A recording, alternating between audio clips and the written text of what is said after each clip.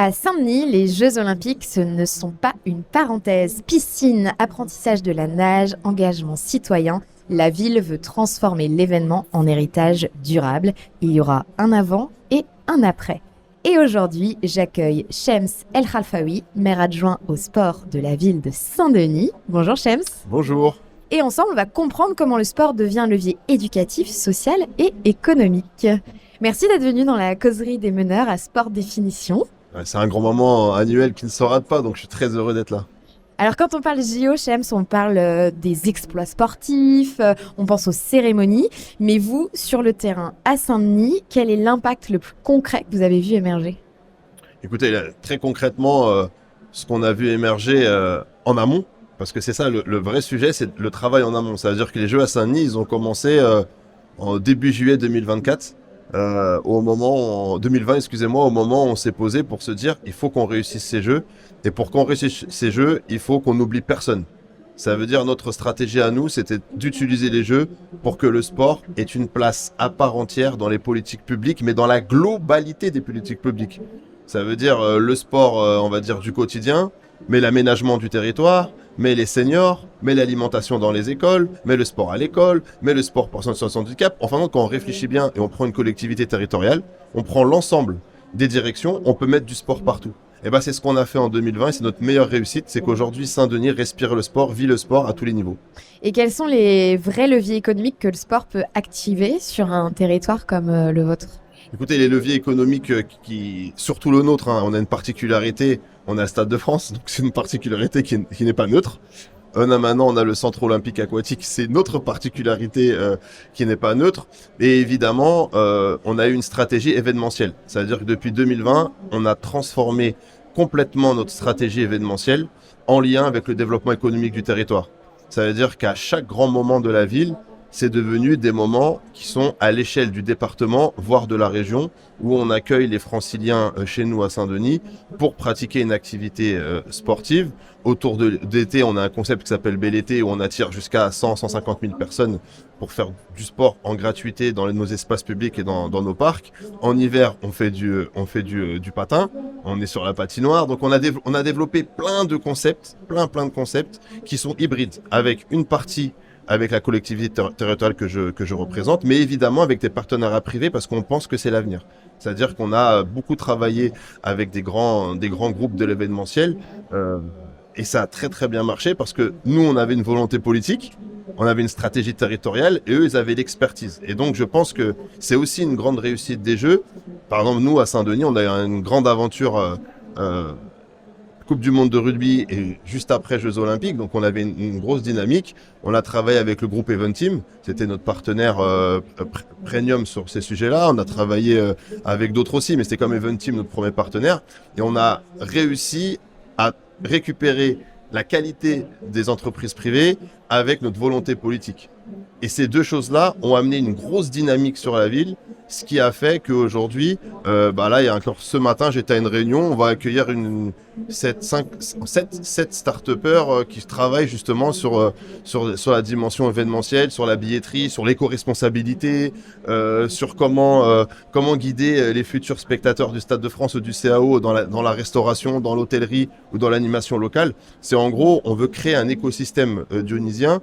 Pourquoi ? Parce que là, en héritage des Jeux, à Pleyel, à côté du Centre Olympique Aquatique, on table pour être le premier pôle touristique, sportif, d'entertainment de la métropole, avec une projection entre 2 et 3 000 chambres d'hôtel, en plus de ce qu'il y a déjà, et évidemment une dimension sportive autour, pour faire un cluster sportif assez plus fort. Ouais. Et pareil, dans l'idée de travailler avec le monde économique, que ce soit le monde économique touristique, mais aussi sportif. Et comment vous imaginez l'avenir du centre aquatique olympique dont on a parlé tout à l'heure ? Alors, c'est une bonne question, elle tombe bien. Vendredi dernier, on a organisé les rencontres du savoir nager. On a rassemblé l'ensemble des acteurs nationaux sur l'apprentissage de la nage. Ouais. Ce qui n'était jamais fait à ce niveau-là, parce qu'on a réussi à faire parler tout le monde, fédération, État, ministère, collectivité, les prestataires qui travaillent dans les piscines, tout le monde, les écoles. C'était dur, mais on a réussi. Et moi, le CAO, pour moi, c'est 2 gros objets. Premier objet, ça doit être la machine qui nous rattrape notre retard de savoir nager. Parce qu'on l'a dit à toute la France, on l'a dit à toute l'Europe, on l'a dit au monde entier pendant les JO, la Seine-Saint-Denis est en retard. Aujourd'hui, Saint-Denis, c'est une des villes de France qui a le plus de lignes d'eau, grâce au CAO. Et grâce à la piscine Annette Kellerman du département. Donc les enfants vont pouvoir aller plus facilement à la piscine, apprendre à nager. C'est l'objectif principal. Le deuxième objectif qui est derrière, c'est évidemment d'accueillir des grands événements aquatiques. Là, on travaille déjà sur le championnat d'Europe 2026 qui va être, à mon sens, assez extraordinaire dans cet écrin-là.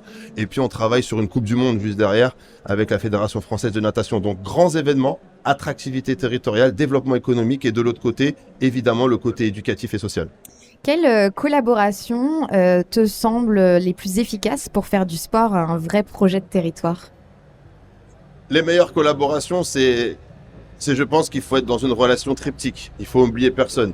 Il faut surtout pas se désengager des quartiers, donc des acteurs locaux, parce que c'est eux qui ont la dynamique, c'est eux qui sont aussi, j'allais dire, dans les réseaux sociaux, ceux qui donnent aussi, qui impulsent. Nous, la collectivité, parce qu'on finance une grande partie de tout ça et parce que c'est de la politique publique, et la politique publique, on n'est pas là pour gagner de l'argent, on est là pour faire du bien aux gens, hein. C'est ça notre objectif. Et de l'autre côté, il ne faut surtout pas oublier les entreprises. Sans les entreprises, que ce soit sur du mécénat de compétences, que ce soit sur du mécénat tout court, que ce soit même sur de la création de contenu, que ce soit sur des événements. Là, dans quelques jours, on accueille au centre à Delaune, c'est notre grand stade qui est tourné pour les Jeux, on accueille plus de 6000 personnes d'une grande entreprise française parce qu'on va leur faire toute une journée de sport et compagnie. Ils vont rémunérer l'association de rugby de ma ville. Voilà. Comment on crée un écosystème vertueux entre entreprises, associations locales, évidemment, et qui sert le territoire. Et qui sert le territoire. C'est l'avenir du sport. Et je pense que dans les mois et les années à venir, on doit tous s'atteler à ces partenariats avec chacune et chacun d'entre nous, ramener le meilleur de nous-mêmes. Dernière question, hyper rapide. On m'a soufflé dans l'oreillette que Los Angeles vous regardait, vous observait. Qu'est-ce que tu as envie de leur dire pour qu'elles comprennent votre modèle et un conseil ? Je les reçois début juillet, pendant 3 jours, donc je vais leur dire en direct, mais je peux vous le dire aussi. Non, le conseil qu'on a bien travaillé en amont avec Los Angeles, ils viennent, on y retourne juste après. Je pense que le plus important, c'est de travailler l'héritage en amont. C'est-à-dire que l'héritage, il ne faut pas le commencer une fois que c'est fini, en avril 2024, se dire mon héritage. Nous, l'héritage, je vous le dis, on l'a commencé le 4 juillet 2020. Et c'est pour ça qu'on s'en sort aujourd'hui. Donc le premier conseil que je donnerai à Los Angeles, c'est que les Jeux, c'est un événementiel incroyable, c'est des moments incroyables, mais c'est l'après qui compte. C'est vraiment l'après qui compte pour justement utiliser toute cette énergie financière qui est importante, mais aussi cette énergie humaine qui a construit ces Jeux. Et donc je pense que c'est vraiment ça, construire l'héritage avec et pour les habitants. Allez, là vraiment la dernière, ton plus beau souvenir des Jeux ? Quand j'ai remis une médaille chez moi au Stade de France. Pour moi, là, vous allez me mettre dans l'émotion, attention, mais c'est pour moi le plus grand moment que j'ai eu et l'honneur. C'était sur du 200 mètres et c'était sur du para. Voilà. Et en plus, para, je le voulais parce que j'étais impressionné par le paralympisme pendant ces Jeux. Ils ont été super bien mis à l'honneur. Ouais, mais ils méritent. Et ils méritent. Non, mais c'est incroyable. C'est incroyable ce qu'ils peuvent faire, l'énergie qu'ils donnent. Et voilà, c'est pour moi le meilleur moment de ces Jeux. Pour moi, c'était ça. Eh bien, merci pour ce moment émotion, cher. C'est dans la causerie des meneurs. Sport Définition. À bientôt. À bientôt.